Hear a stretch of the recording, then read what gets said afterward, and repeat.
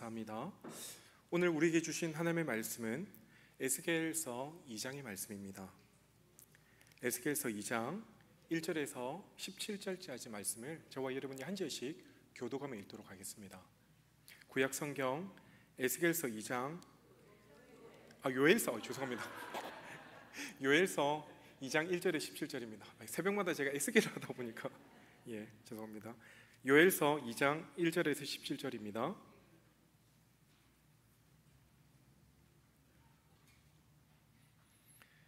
저와 여러분이 한 절씩 교도감에 읽도록 하겠습니다.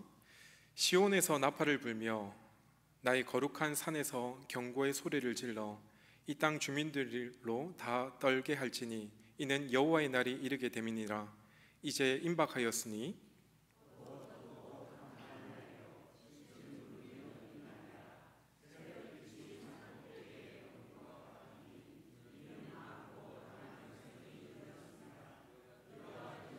옛날에도 없었고 이후에도 대대 없으리로다.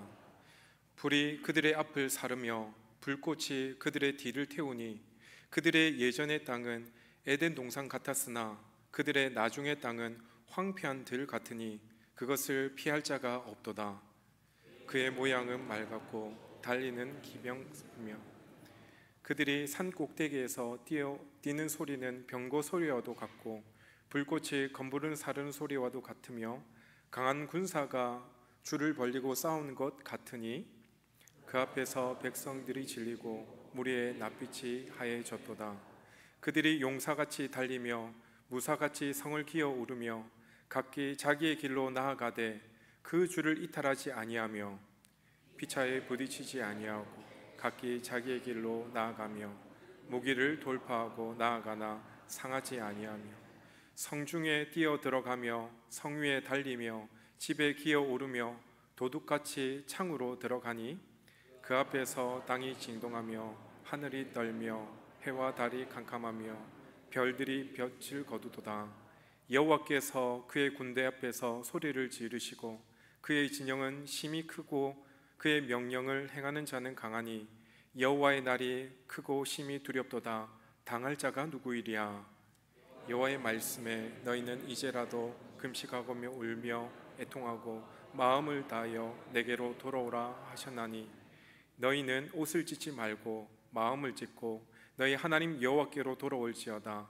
그는 은혜로우시며 자비로우시며 노하기를 더디하시며 인애가 크시사 뜻을 돌이켜 재앙을 내리지 아니하시나니 주께서 혹시 마음과 뜻을 돌이키시고 그 뒤에 복을 내리사 너희 하나님 여호와께 소제와 전제를 드리게 하시지 아니하시는지 누가 알겠느냐. 너희는 시온에서 나팔을 불어 거룩한 금시기를 정하고 성회를 소집하라.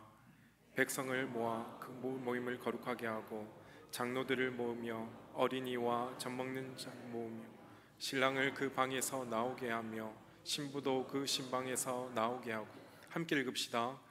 여호와를 섬기는 제사장들은 낭실과 대장 사이에서 울며 이르기를 여호와여 주의 백성을 불쌍히 여기소서. 주의 기업을 욕되게 하여 나라들로 그들을 관할하지 못하게 하옵소서. 어찌하여 이방인들로 그들의 하나님이 어디 있느냐 말하게 하겠나이까 할지어다. 아멘. 할렐루야. 오늘 저는 요엘서 2장 말씀을 통하여 이제라도 돌아오라, 이제라도 돌아오라 라는 제목으로 말씀을 함께 살펴보기를 원합니다. 여러분, 지난주에 참 날씨가 많이 무더웠죠. 무덥다 보니까 또 산불이 이 캘리포니아 중과 지역 LA에서 크게 멀지 않은 지역에 크게 산불이 일어났다는 소식을 들었습니다.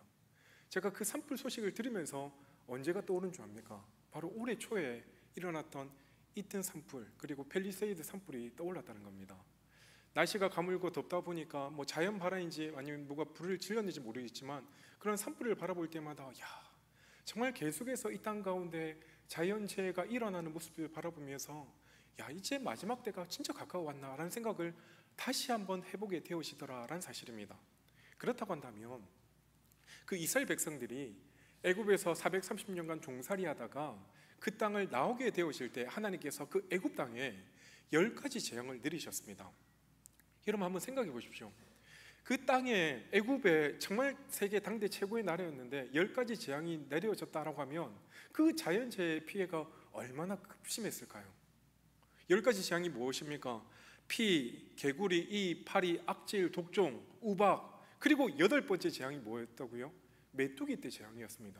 근데 그 땅에 10가지 재앙을 내렸는데 오늘 이스라엘 백성들 가운데 메뚜기 재앙이 내릴 것이다라고 요엘서 1장에서 이야기를 했다는 것이죠. 그래서 그 엄청나게 몰려오는 그 메뚜기의 자연재해로 인하여 그것과 동일하게 지금 이방 나라들이 바로 이스라엘을 삼키려고 쳐들어오게 될 것임을 분명히 오늘 말씀하고 있다는 겁니다. 바로 그날을 여호와의 날이라고 이야기하고 있는 것이죠. 분명 요엘 선지자가 어느 시기에 활동했는지는 정확히 기록되어 있지 않기에 알 수는 없습니다. 하지만 우리가 미루어 추측해 볼 수 있는 것은 이 요엘서의 앞에 성경이 무엇입니까? 바로 호세아입니다. 그리고 뒤에 성경이 아모스입니다. 그러니까 잘 보시면 이 호세아는 하나님의 끝없는 사랑에 대해서 이야기하고 있고 이 아모스 성경은 하나님의 심판을 이야기하고 있는데 그 중간에 요엘서가 끼어 있다고 하면 바로 하나님의 심판과 하나님의 그 사랑 중간에서 정말 하나님의 그 양면성을 보여주는 것이 어쩌면 이 요엘서의 말씀이 아닌가라고 우리가 생각할 수 있다는 것이죠. 그러게 이 요엘서는 여호와의 날이라는 것을 다른 성경에 나오지 않는 이 여호와의 날을 여러 번 언급하고 있다는 겁니다. 다시 말해 요엘서는 이 호세아와 아모스 사이에서 그 하나님의 심판과 하나님의 사랑을 이 땅 가운데 내릴 것을 분명히 말씀하고 있다는 것이죠. 한마디로 하나님이 우리를 너무 사랑하셔서 그들의 죄에 대해서 심판할 수밖에 없는 그 하나님의 양면성을 오늘 요엘서는 이야기하고 있는 것입니다. 그래서 이 여호와의 날이 어떤 날인지 오늘 성경은 우리에게 뭐라고 이야기합니까? 바로 그 날은 심판의 날이면서 또한 어떤 이들에게는 구원의 날임을 분명히 알려주고 있는 것입니다. 오늘 본문도 우리가 읽어보니까 재앙과 심판을 분명히 하나님 말씀하시지만 그 가운데서도 이제라도 내게로 돌아오라, 이 구원의 메시지가 그 속에 분명히 내포되어 있다는 것입니다. 오늘 본문 말씀을 우리가 함께 살펴보면서 우리를 향한 그 하나님의 마음을 함께 깨달아 알아가기를 간절히 바랍니다. 특별히 우리의 삶과 신앙 가운데 과연 이제라도 하나님께로 돌이켜야 될 부분은 과연 무엇인지를 함께 살펴보며 은혜 받는 시간 되었으면 참 좋겠습니다. 그렇다고 한다면 우리가 하나님께 이제라도 돌아오려면 과연 우리는 어떻게 해야 될까요? 오늘 본문은 우리에게 3가지를 일러주고 있는 것입니다. 먼저 첫 번째, 바로 지금이 마지막 기회라는 것을 우리가 알아야 됩니다. 여러분, 지금이 어쩌면 마지막 우리에게 주어진 기회라는 사실을 결코 여러분 잊지 마시길 바랍니다. 본문 1절 보니까 시온에서 나팔을 불며 나의 거룩한 산에서 경고의 소리를 질러 이 땅 주민들로 다 떨게 할지니 이는 여호와의 날이 이르게 됨이니라. 이제 임박하였으니. 무슨 말입니까? 지금 요엘서는 시온에서 나팔을 불라라는 명령으로 이 2장을 시작하고 있습니다. 이스라엘과 고대 중동 지역에서는 중대한 일을 앞두고서 나팔을 불어서 그들의 백성들로 하여금 경각심을 일깨울 때 나팔을 불렀다라는 겁니다. 실제로 이스라엘 백성들 가운데 그들의 절기 가운데 7월 10일이 대속죄일이었습니다. 다른 말로 나팔절이라고 불렸습니다. 이처럼 이스라엘은 종교적인 집회로 모일 때, 특별히 성전과 관련되어 중대한 행사를 할 때 큰 나팔을 울렸다라고 성경은 여러 차례 기록하고 있는데 과연 어떤 나팔 소리였을까요? 지금 큰 날이 정말 함께 모이는, 성전에서 함께 모이는 그 나팔을 불린다라고 했을 때 그 나팔 소리가 어떤 나팔 소리였을까요? 우리가 고대 여러 전쟁 이야기를 보면, 영화를 보면 나팔 소리가 여러 번 울리는 것을 바라보지 않습니까? 아마도 제가 생각할 때 빠밤 빠밤 그 소리가 나면 지금 이 소리가 났기 때문에 우리가 함께 모여야 되구나, 성전으로 모여야 되구나 라는 생각을 하게 되어졌을 겁니다. 또한 그때 당시에 또 다른 나팔 소리는 어떤 나팔 소리가 있습니까? 바로 새롭게 왕이 바뀌어졌을 때, 이제 새롭게 왕이 등극하게 되어질 때 많은 백성들이 함께 축하하는 소리로 나팔 소리가 울렸다는 겁니다. 이 나팔 소리는 과연 어떤 소리일까요? 우리가 한번 좀 상상해 볼 수 있는 것은 아마도 빰빠밤 빰빠밤 빰빠밤 하면 막 중요한 왕들이 나오는 막 그런 신들을 우리가 떠올릴 수 있겠죠.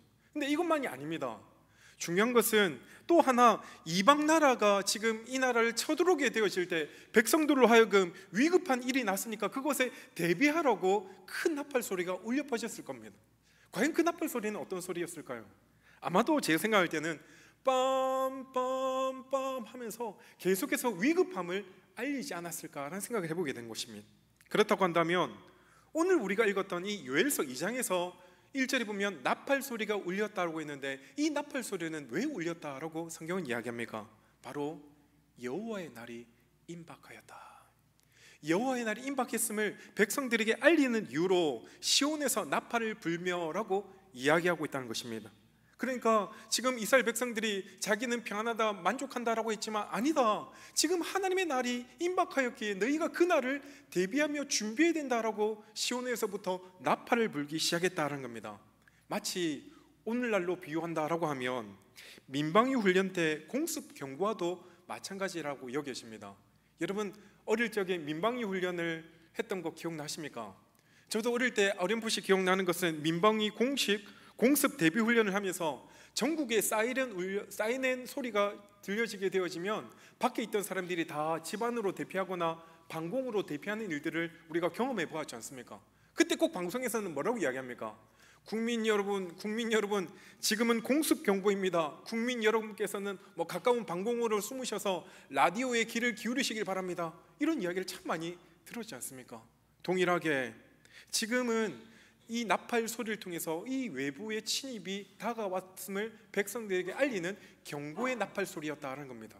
그런데 이번에 이 나팔 소리는 외부의 적군이 몰려오는 그런 소리가 아니었고, 오히려 여호와의 군대가 지금 이스라엘을 향해 진군해 오고 있음을 알리는 나팔 소리였다라는 사실입니다.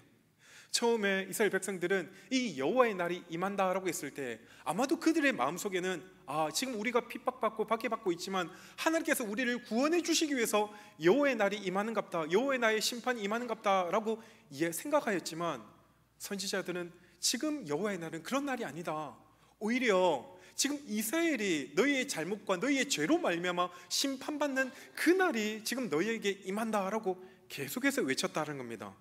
그런데 이 여호와의 날이 오늘 말씀해 보니까 이제 임박하였다라고 이야기합니다. 여러분, 임박했다라는 이 말의 의미가 무엇입니까? 곧 다가왔다는 겁니다.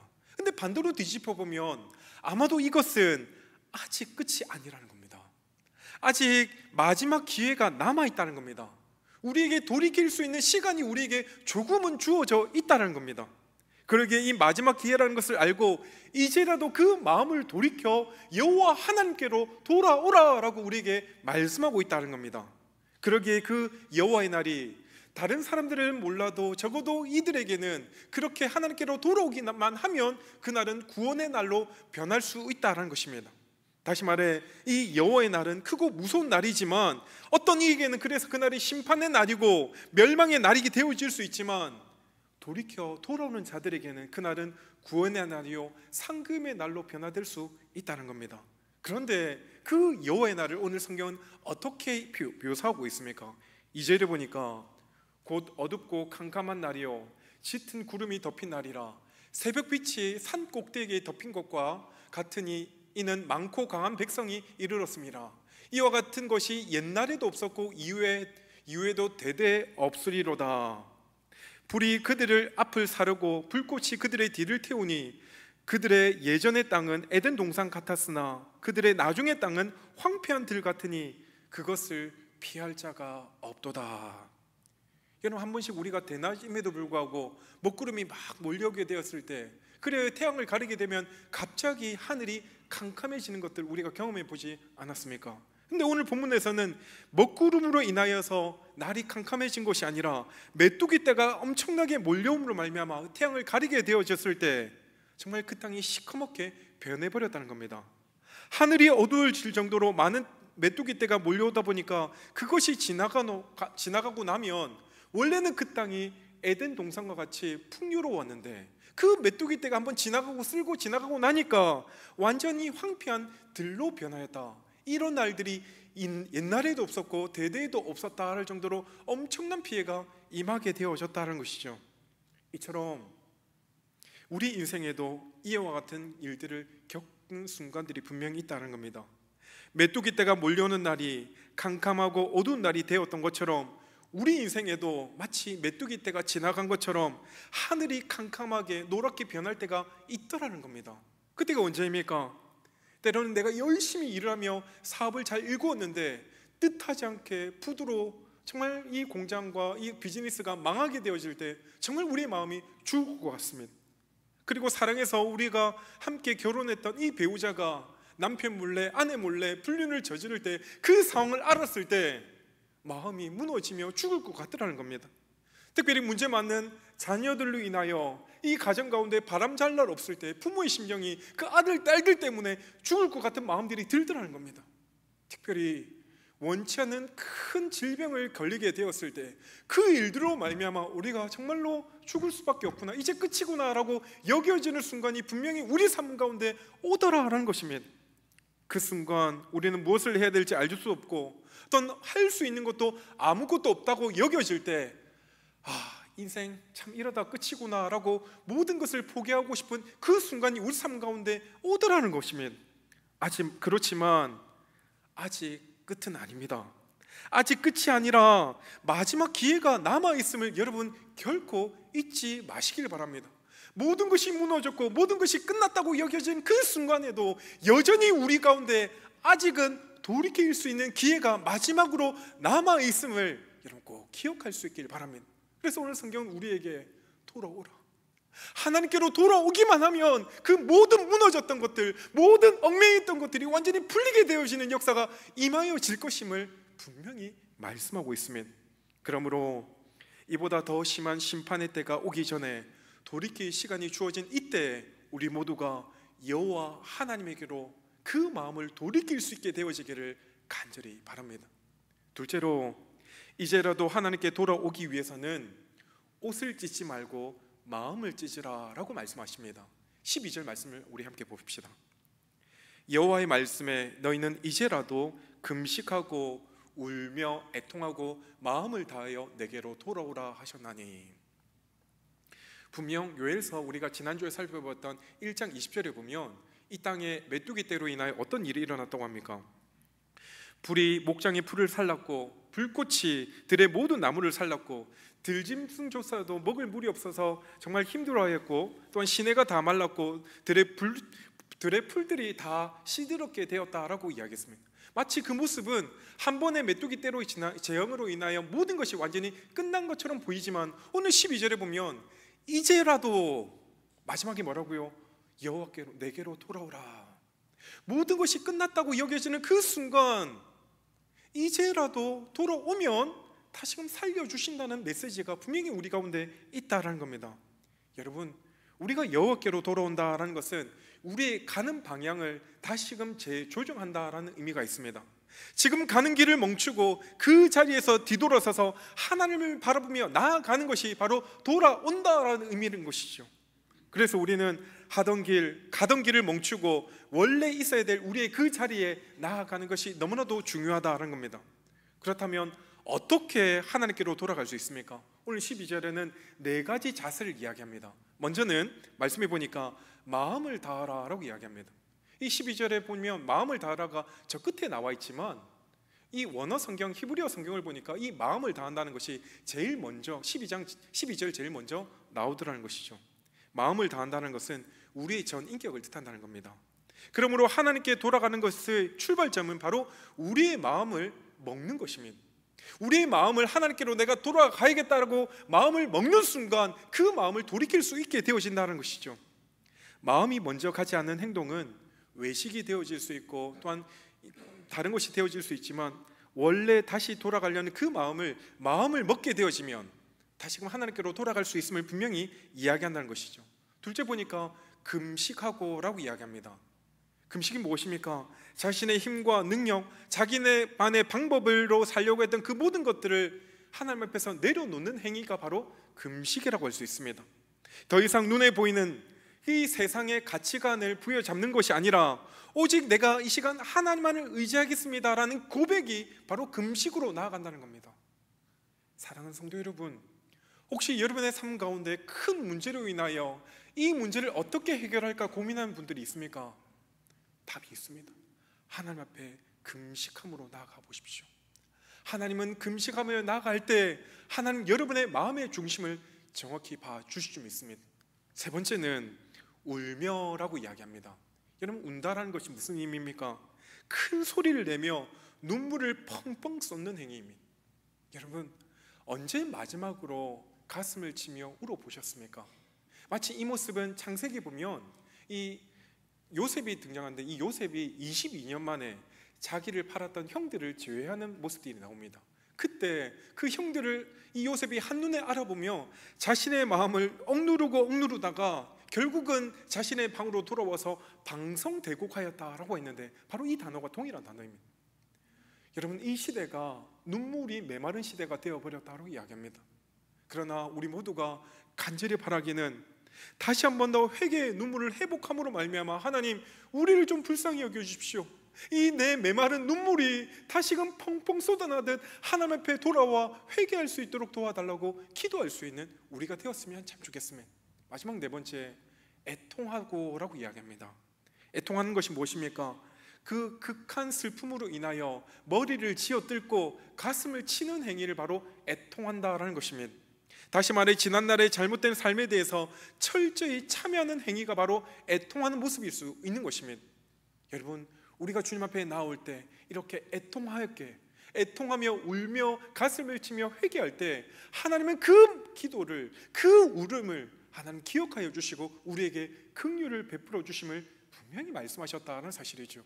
그런데요, 이렇게 요엘 선지자는 12절에 하나님께서 이렇게 말씀하셨다라고 이야기했던 그 부분들을 자신이 재해석해서 13절에 뭐라고 이야기합니까?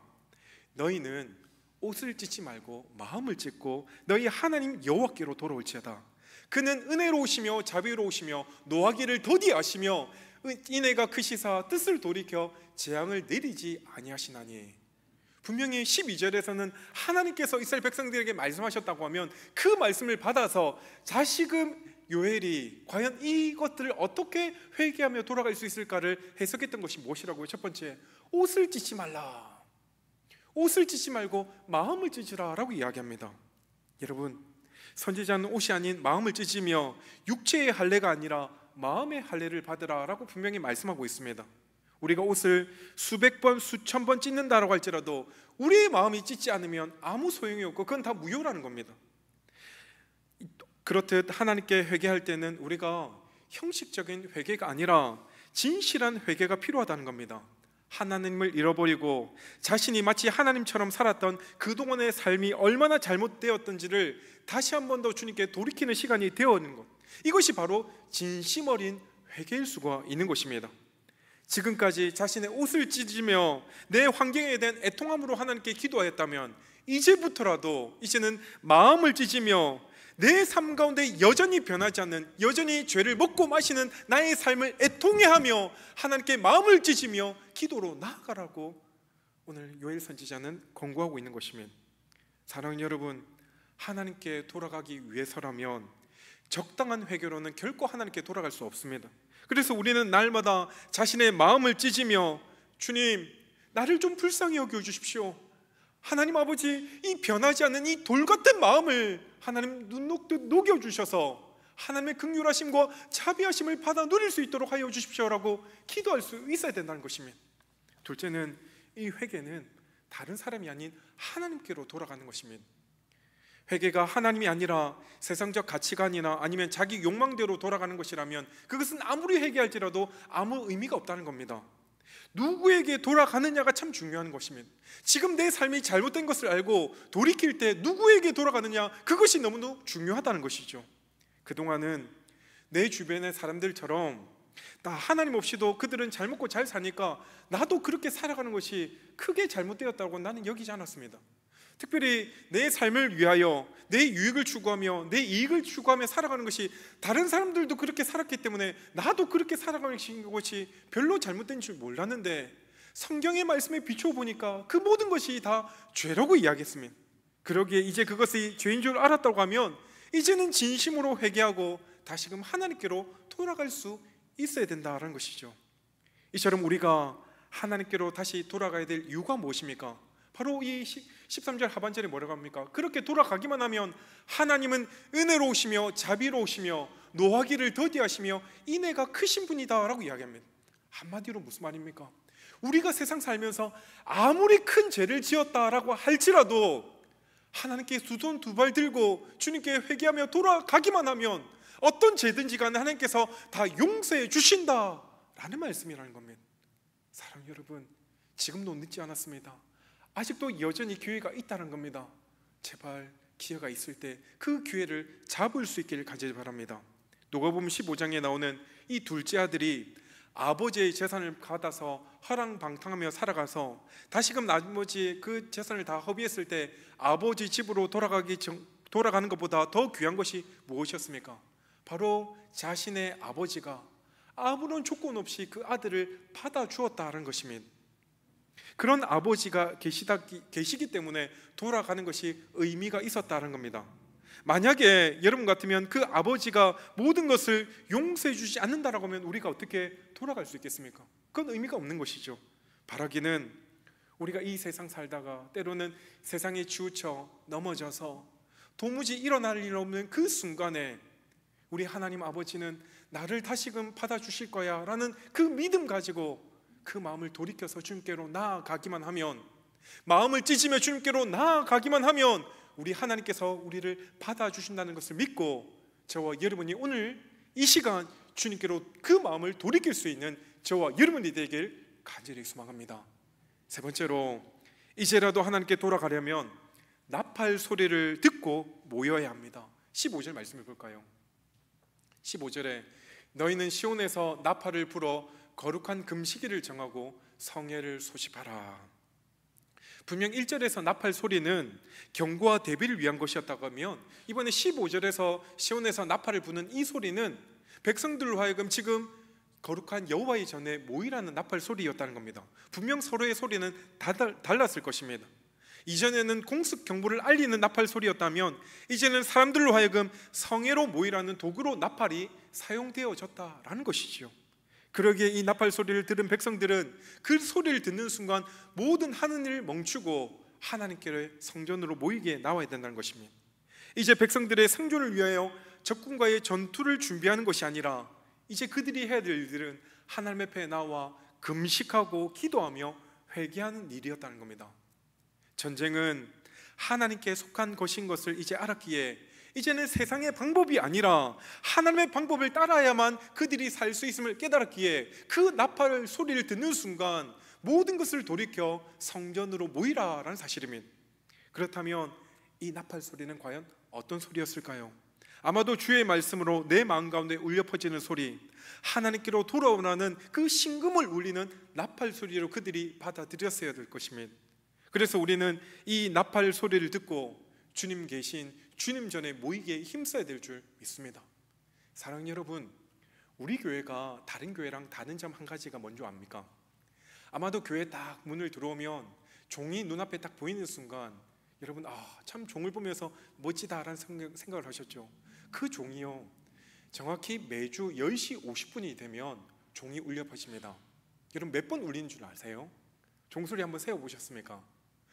종치기가 제일 잘 알겠지만 제가 알기로는 종은 42번 지금 치고 있습니다. 1년에 한 번씩 늘어가요. 아마 우리 교회가 100년 되면 저 종을 한 100번 정도 쳐야 되는데 종소리가 한 해에 한 번씩 늘어납니다. 여러분은 그 종소리를 들을 때마다 어떤 마음이 드셨습니까? 뭐 매주 치는 소리니까 아이고 시끄럽네, 안 쳤으면 좋겠다 이런 생각 들었습니까? 아마도 제 생각입니다. 아마도 이 주위의 사람들, 이 주위에 사는 사람들은 그 주일날 정확한 시간에 종 울리는 소리를 들을 때마다 야, 지금이 저 종소리는 사람들이 모여서 예배하는 시간인갑다라고 그들은 다 인식할 거라는 겁니다. 또 한편으로는 그것이 어쩌면 영혼을 울리는 소리가 되어서 나도 그 소리처럼 그 소리를 듣고 하나님께로 나아가야 되는 것이 아닌가라고 그 울림의 소리가 되어질 수 있다는 사실입니다. 그러기에 그 종소리를 듣고 우리가 주님 앞에 나와 예배하는 것처럼 오늘 이스라엘 백성들도 아직도 돌아오라는 그 음성을 듣지 못한 이들에게 이 나팔 소리를 울림으로 말미암아 주님께로 돌아오라라는 그 소리로 들려져야 된다는 사실입니다. 그러나 여러분, 이 자리가 얼마나 중요한 줄 아십니까?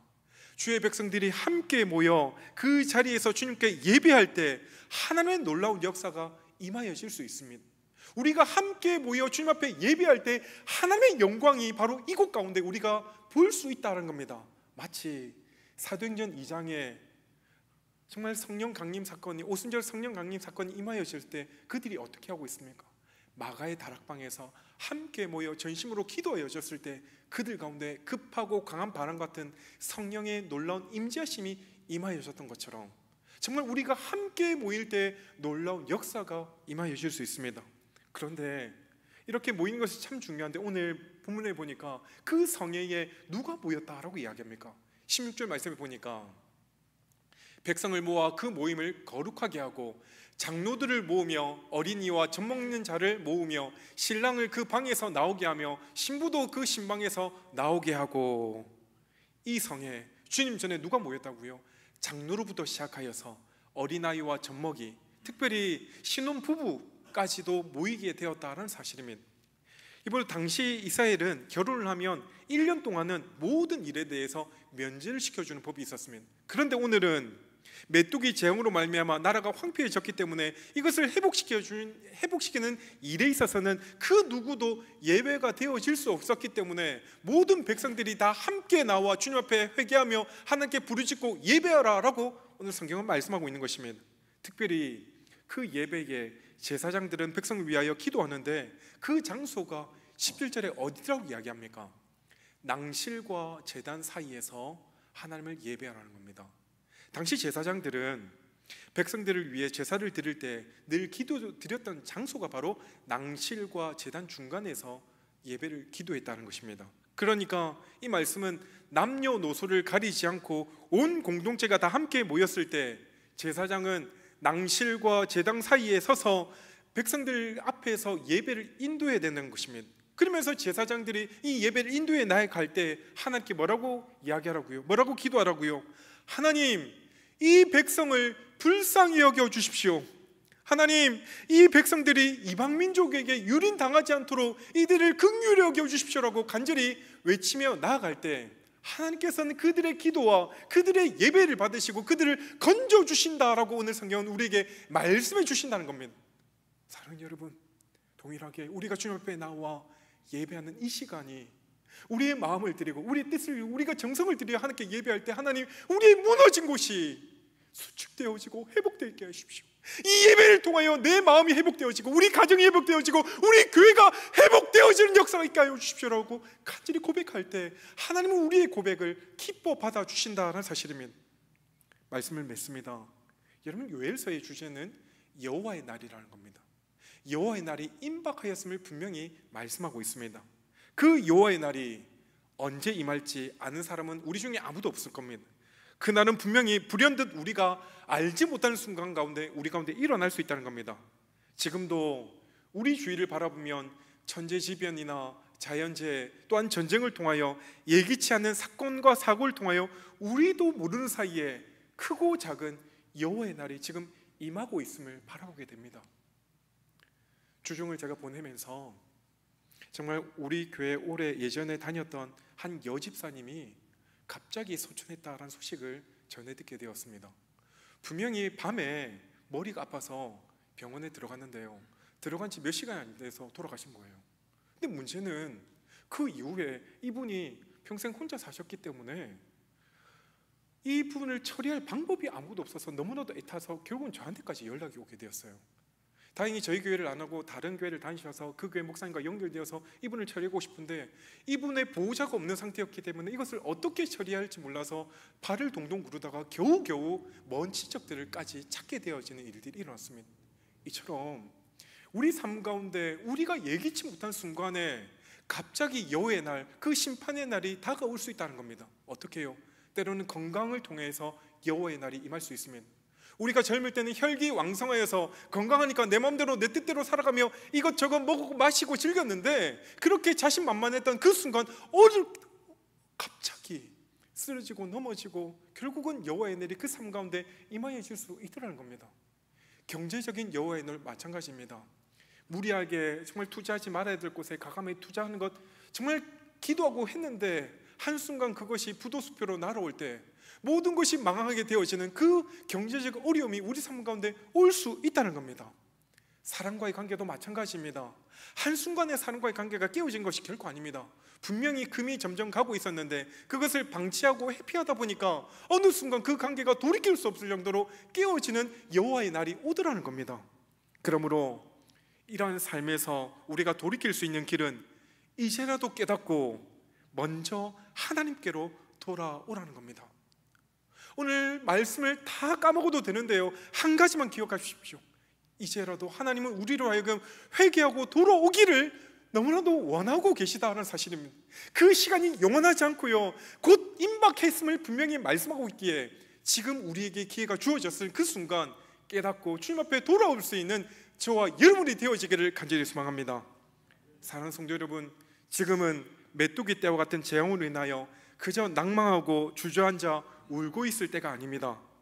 이제 여호와의 날이 임박했기에 하루라도 빨리 툴툴 떨고 일어나 하나님께로 돌아가야 된다는 것입니다. 지금 일어나지 않으면 여호와의 날이 언제 내 삶 가운데도 임할지 알지 못한다는 것이죠. 그러기에 이 경고의 메시지를 결코 가벼이 넘기시지 마시길 바랍니다. 그러므로 영원한 심판의 날이 이르기 전에 오늘 하나님의 말씀을 듣고 뜻을 돌이켜 하나님께로 돌아갈 수 있는 저와 여러분의 삶이 되어지기를 간절히 소원합니다. 우리 모두가 주신 말씀을 통하여 형식만 남은 신앙생활이 아니라 마음을 찢는 진실한 회개와 진실된 마음으로 하나님을 온전히 섬기며 나아갈 때 우리는 여호와의 날을 잘 준비하는 주의 거룩한 백성들이 되게 될 줄 믿습니다. 우리 모두가 이 말씀을 통하여 하나님, 내가 이 여호와의 날이 이르기 전에 주님께로 돌아가겠습니다, 믿음의 결단을 할 수 있는 저와 여러분의 삶이 되어지기를 주의 이름으로 간절히 축원드립니다. 아멘.